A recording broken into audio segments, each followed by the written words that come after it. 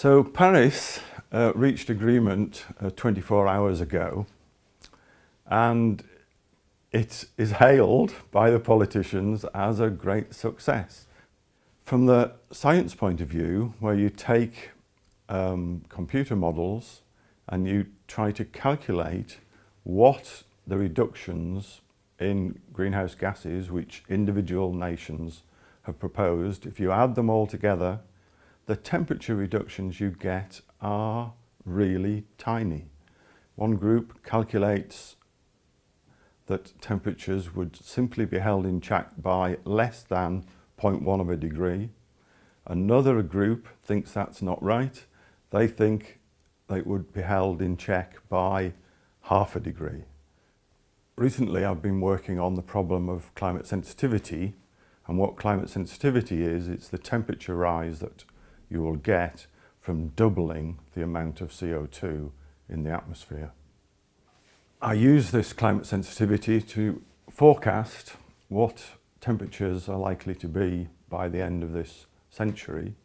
I'm talking about warming over land by the end of this century of 7.9 degrees. We would be really on an entirely different planet. Life would be much more difficult, particularly in the tropics. Life would be outside its optimal temperature. At the poles, both ice caps would be melting.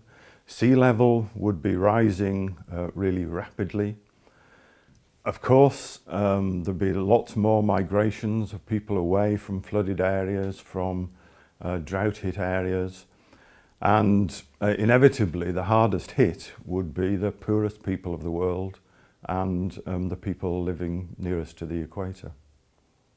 Some good things have come out of Paris. If you want to somehow solve global warming and climate change, it has to be economic. Somehow you've got to get market forces to kick in and to encourage mankind to move from the burning of fossil fuels to renewables. So the funds that have been set up in Paris to help that are definitely a step in the right direction.